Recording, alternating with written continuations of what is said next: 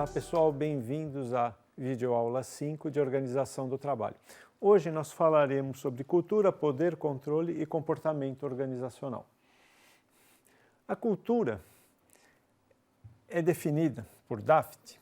A cultura de uma organização é o conjunto de valores, crenças, conhecimentos e normas compartilhados pelos funcionários. Esses valores se referem a comportamento, ética, compromisso, histórias, prioridade, etc. A cultura não é escrita, mas é notada em atitudes, roupas, slogans, cerimônias, organização física da área de trabalho, etc. A cultura é a cola que mantém a organização unida. Isso é bem interessante. Interessante também é que a cultura, para quem está dentro da organização, normalmente não é percebida. A cultura é percebida por aquela pessoa que vem de fora, então o novo funcionário, ele percebe muito mais a cultura do que aqueles que já estão já há muito tempo na casa. Normalmente, quando a pessoa vem de uma outra organização, ele fica fazendo comparações. Lá na outra empresa era assim, aqui é assado. Então ele percebe isso.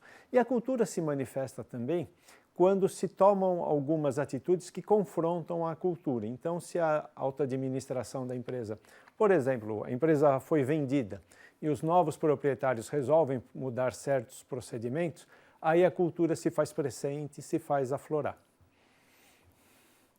A cultura tem aspectos observáveis e aspectos que não são observáveis. Dos observáveis, a gente pode começar falando ritos e cerimônias. Então, as organizações têm certos momentos, certos ritos que caracterizam as coisas. Por exemplo, empresas que valorizam o funcionário que fica há muito tempo na empresa, normalmente fazem cerimônias e dão medalhas por 10 anos, 15, 20, às vezes 30 anos de empresa. Então, é um sinal que está se valorizando a empresa, a presença na empresa. Uma viagem para a matriz, por exemplo, de uma empresa multinacional, é quase um diploma que a pessoa atingiu um certo nível e que passa a ter um outro status dentro da organização. Histórias, algumas verdadeiras, outras não, que demonstram os valores da empresa. Quem assistiu aquele filme O Náufrago, filme excelente, logo no começo, talvez lembre que o Tom Hanks, o personagem que tinha que fazer uma entrega, então é contada a história que o caminhão dele quebrou e ele roubou a bicicleta de uma criança e foi fazer a entrega com uma bicicleta. Qual o recado que isso passa para a organização? O cliente em primeiro lugar. Não vamos analisar o valor da ação, mas essa empresa tinha o seguinte valor: vamos transgredir até algumas regras, mas o cliente tem que ser bem atendido. Símbolos. Por exemplo, o layout da área de trabalho. Tem empresas em que todos os funcionários, inclusive o presidente, trabalham numa grande sala sem nenhuma divisória, todos um ao lado do outro. Qual o sentido que a empresa quer transmitir? Trânsito de informações livres, aqui não temos segredos, todo mundo faz parte da equipe e tem que saber de tudo. Outras empresas, salas fechadas, então significa que cada um vai cuidar dos seus assuntos e não é para ter um trânsito tão livre de informações. A linguagem. Muitas empresas, muitas organizações têm na linguagem, nas gírias que utilizam, nos termos que utilizam, uma forma de identificar as pessoas. Isso é bem perceptível em algumas áreas, como a área de informática, ou em empresas estrangeiras, o uso de expressões na língua original. Então, isso são alguns códigos que qualificam aquele grupo. E os aspectos invisíveis da cultura. Alguns valores, algumas premissas, crenças. Então, os valores. O cliente em primeiro lugar ou o lucro em primeiro lugar? Qual que é o nosso foco? Isso não é escrito, não é dito, mas é perceptível nas decisões que a empresa vai tomar. As premissas são aquelas coisas tidas como inegociavelmente são verdade. Então, em algumas empresas, se a determinação veio da matriz, por definição ela está certa. Se na matriz é feito desse jeito, aqui tem que fazer desse jeito mesmo e não se questiona se realmente para a nossa realidade é adequada. Então, isso é uma premissa. Por definição, o que veio da matriz está certo. Crenças. Somos uma empresa de vencedores, somos uma grande família. Como que a empresa se percebe? As atitudes. A empresa espera iniciativa, as pessoas têm iniciativa para resolver problemas ou cada um faz o seu mínimo e é isso que ele tem que fazer? Sentimentos. Então, por exemplo, numa organização, um funcionário tem um parente próximo num quadro de doença bem avançado. Qual é o sentimento que os colegas têm? É que cada um com seus problemas ele tem que trabalhar da mesma forma? Ou vamos respeitar e aceitar que ele está um pouco fora do ar hoje por causa desse problema? Isso vai aparecer. Não veja que para nenhuma dessas situações tem uma situação certa ou errada. Cada empresa tem a sua cultura, cada empresa tem o seu jeito.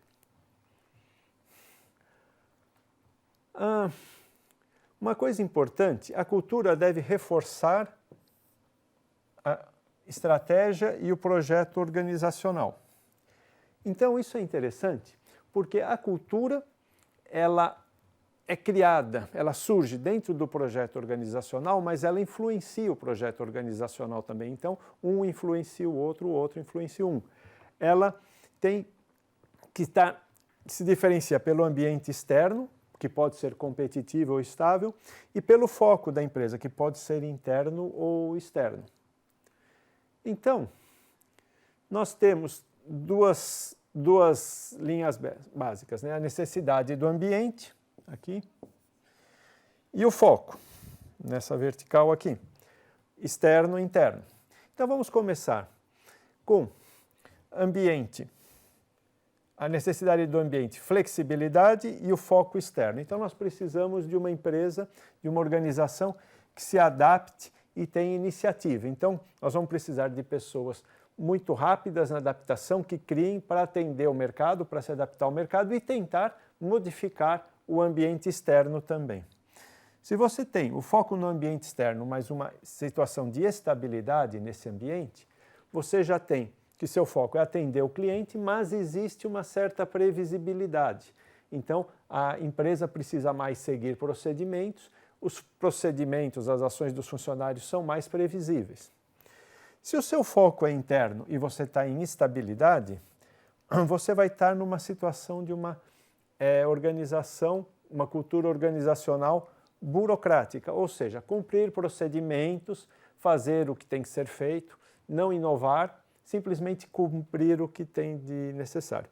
E se você tem um foco interno num ambiente de flexibilidade, você passa a ter o que se convencionou chamar de clã. O que seria isso? A empresa que tem o foco nos funcionários. Então, o fundamental para a empresa é atender às necessidades dos funcionários, ter os funcionários felizes, supondo que funcionários felizes e satisfeitos vão ter um bom desempenho e atenderão bem os clientes. Atendendo bem os clientes, a empresa vai ter retorno.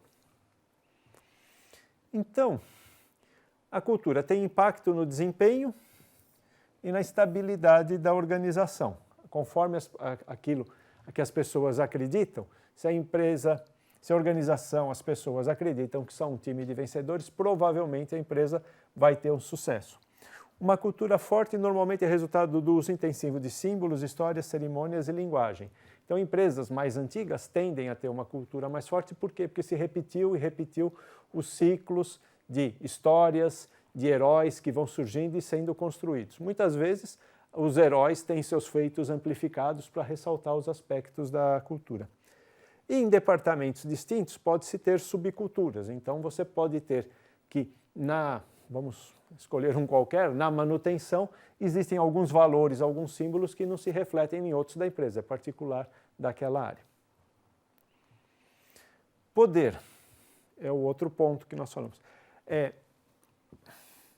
a probabilidade de impor a própria vontade dentro de uma relação social, mesmo contra qualquer forma de resistência e qualquer que seja o fundamento dessa probabilidade. Isso é uma definição, tem várias outras, essa é do Weber. Então, o que significa poder é a pessoa, poder definir o que outras pessoas farão, independente da opinião delas, porque se considera que aquilo é o correto para a organização. 5 fontes de poder. Poder legítimo, recompensa, especificação, coercitivo e referência. O poder legítimo é aquele que é relativo ao cargo. Então, o independente se está ocupando o cargo eu ou você, é isso aqui, esse é o poder. Então, o gerente de uma certa área tem um certo poder. Poder de recompensa é o poder que a pessoa tem de poder dar um aumento, dar uma promoção. Então, é uma forma de poder. Poder de especialização é um poder baseado no conhecimento técnico. Então, a pessoa, às vezes, não tem até um cargo elevado, mas pelo fato dela ter conhecimento técnico sobre um assunto, um produto, um mercado, ela passa a ter um poder dentro da organização. Poder coercitivo é aquele para definição de punições. Então, você tem uma capacidade de mandar pessoas embora, de impor punições. E o poder de referência é aquele associado à pessoa. Então, a pessoa, a pessoa física, no caso, tem um poder por ser uma pessoa muito respeitada, por uma pessoa com muito tempo de casa, uma pessoa com uma formação excepcional comparado com as outras, ele exerce um poder, embora às vezes no organograma não tenha essa atribuição. Então, o poder nas organizações, onde é que está o poder nas organizações? Resulta de características estruturais. Há relações horizontais e verticais de poder, nós vamos ver isso daqui um pouquinho. E normalmente está associado ao cargo, não à pessoa. Então, falando das fontes verticais de poder, nós temos normalmente menor poder na base da organização e maior poder na parte alta. Agora, se você concentrar muito poder nesta fase aqui, você vai tornar as decisões mais lentas, mais burocráticas. Por quê? Porque muitas informações precisam subir para que os gestores da parte superior tomem uma decisão e depois da decisão tomada, as informações têm que descer para serem executadas pela base. As fontes verticais de poder são, primeiro, a posição formal, ou seja, a posição dentro da estrutura da organização. Se a pessoa é um gerente, se é um diretor, ele vai ter um determinado nível de poder. A fonte, a possibilidade de definir recursos da organização. Então, uma pessoa que tem o poder de decidir se vai comprar um equipamento ou não, se vai contratar uma pessoa ou não, tem um certo poder, tem mais poder que as pessoas abaixo dessa. Controle das premissas de decisão e informações. Em algumas posições da organização, a pessoa tem mais acesso a controlar as informações. Então, imaginemos, por exemplo, que o gestor... Vamos voltar, vamos ver esse slide aqui. Imagine que o pessoal, o operador, o líder e o supervisor achem que uma certa coisa é importante. E isso precisaria da aprovação do gerente. Só que o coordenador não acha. Se o coordenador não acha, apesar de toda essa reivindicação da base aqui, ele simplesmente pode não levar a demanda, o pedido para o gerente e essa solicitação não vai ser atendida. Então, poder controlar o trânsito de informações é uma coisa que acaba se resultando em poder dentro das organizações. Voltando então, e outra coisa, a centralidade da rede, a posição que você está na rede e o acesso que você tem a pessoas que têm poder. Então, algumas vezes, a pessoa em si não tem poder, mas por algum motivo ela tem acesso às pessoas que têm poder. Então, ela acaba se beneficiando dessa posição. O poder também, no sentido vertical, depende de algumas circunstâncias que podem acontecer. Por exemplo, durante um trabalho de certificação de ISO 9000, muitas vezes o supervisor que está cuidando da implantação do sistema da qualidade define o que o gerente dele deve fazer. Naquele momento, naquele instante, ele, como especialista, ele tem um poder maior do que o próprio gerente, que em tese é o chefe dele. Também temos as fontes horizontais de poder. Então, numa organização como essa, nem todos os diretores têm o mesmo poder. Alguns têm mais, outros têm menos. O que define esse tipo de poder? Uma coisa importante, o papel que cada área desempenha na organização.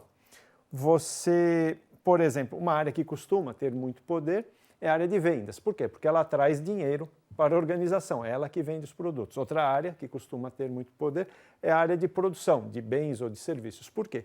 Porque são esses bens ou esses serviços que trazem o dinheiro para a organização, primeiro ponto. Segundo ponto, normalmente são as maiores áreas da empresa. Então, normalmente, numa empresa industrial, a área que tem o maior número de pessoas é a área de produção. Então, isso também lhe dá um certo poder. E, algumas vezes, contingências estratégicas, similar ao que nós falamos no poder vertical. Então, se uma empresa tem, por exemplo, esteve envolvida em um acidente ambiental de grande porte, até que essa situação seja resolvida, o pessoal da área jurídica, que vai cuidar de todos os trâmites legais e multas que a empresa teve, e o pessoal de gestão ambiental, que vai cuidar de resolver o problema e minimizar o impacto do que já aconteceu, essas duas áreas vão ter um poder grande dentro da empresa. Então, o que eles disserem vai ser acatado com mais facilidade do que em outros tempos, porque aquilo se tornou uma urgência para a organização. Então, fontes horizontais de poder. A dependência, o setor que depende de outro, ele vai... se você tem um setor que depende de outro, se A depende de B, B vai ter um poder maior sobre A. Então, uma área, por exemplo, uma área de manutenção, que é responsável por manter as máquinas funcionando, ela tem um poder grande dentro da organização e sobre a área de produção, porque a área de produção depende dela. Recursos financeiros, foi o que nós falamos agora há pouco, quem traz dinheiro para a organização. Insubstituibilidade, ou seja, áreas que podem ser facilmente substituíveis, terceirizadas, por exemplo, costumam ter um poder menor que outras. Então, tem muitas áreas que é uma questão de custo, se podemos terceirizar ou não. Então, essas áreas tendem a ter um poder menor porque elas podem simplesmente deixar de existir.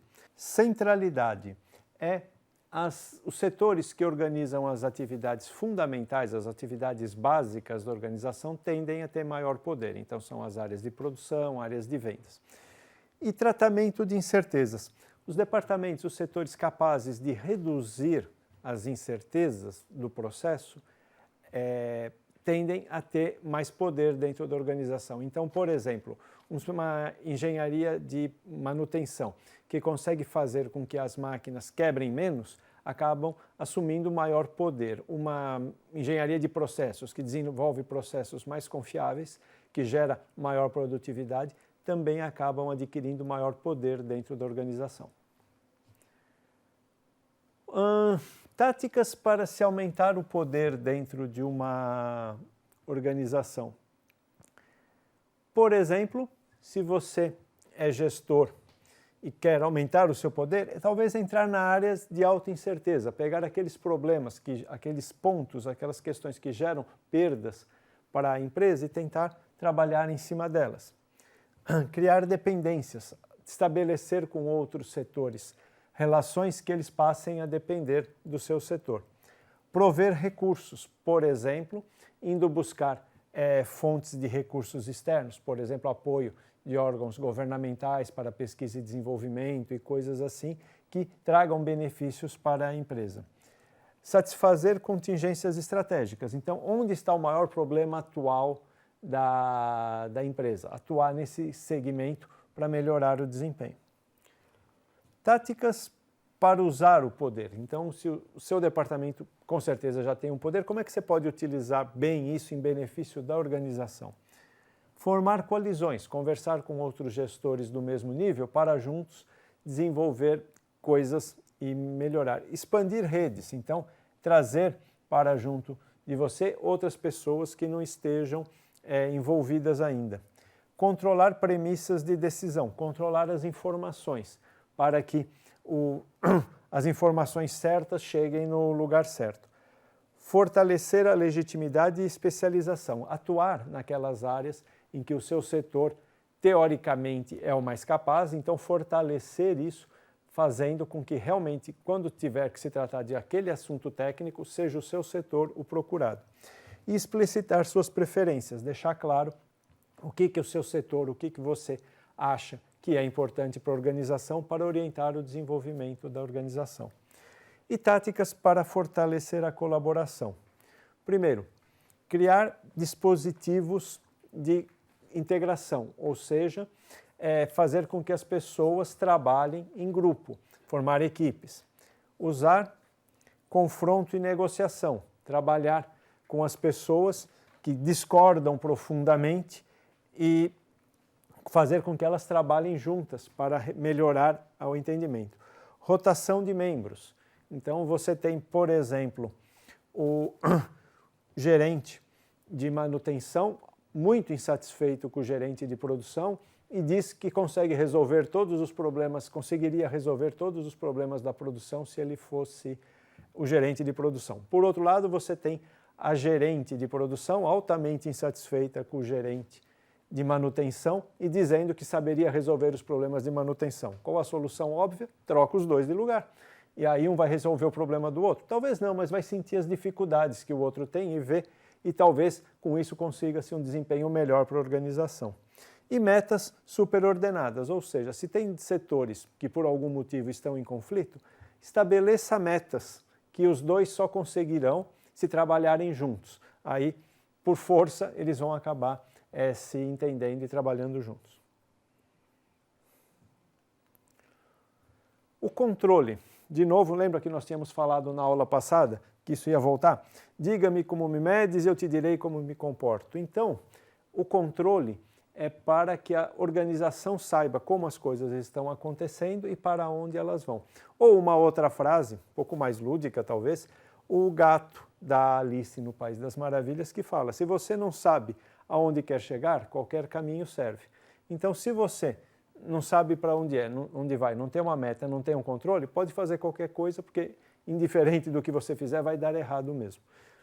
Então, para que controle? Saber se o que foi planejado foi realizado, saber sua situação atual, saber onde você está, planejar o futuro, para onde você quer ir, e moldar o comportamento das pessoas, para as pessoas atuarem como deve se fazer. Tipos de controle. Tem o controle burocrático, de mercado, clã, e o Balance Scorecards. O burocrático, na próxima aula nós vamos falar mais detalhadamente de burocracia. Por enquanto só o mínimo para a gente entender. Na próxima aula nós vamos entrar em detalhe. Burocracia visa um desempenho eficiente de organizações. Características: normas e procedimentos, especialização e divisão do trabalho, pessoal qualificado, separação de cargo e ocupante, comunicação e registro de escritos, hierarquia de autoridade. Normalmente a gente tem uma visão um pouco negativa de burocracia. Burocracia é vista como uma forma assim de perda, de coisas atrapalhadas que não andam, mas na verdade as burocracias são organizações com muitos procedimentos, muitas estruturas e que devem ser seguidas e produzem resultados. Tem as boas burocracias e tem as ruins, claro, mas a burocracia em si não é uma coisa necessariamente negativa. Então, dentro desse contexto, o controle burocrático. Esse é bem mais simples, né? Porque você tem regras, você tem normas, tem procedimentos, o que cada um faz, o que cada um não faz. Você só precisa verificar. Então, através de orçamentos, através de relatório estatístico, um sistema de recompensa e procedimentos operacionais. Nós vamos checar se as pessoas estão fazendo aquilo que foi planejado. Então, é um controle mecânico praticamente, constatar o que foi feito e verificar se foi feito o que foi planejado ou não, se atingiu a meta ou não. Controle de mercado é muito útil quando você tem itens que podem ser quantificáveis principalmente em dinheiro. Você vai se basear pelo lucro, pelo preço, por outros fatores econômicos, qual a margem que aquela operação de vendas causou. Então é bastante interessante porque é muito fácil de quantificar. O problema é que para muitas coisas não são quantificáveis.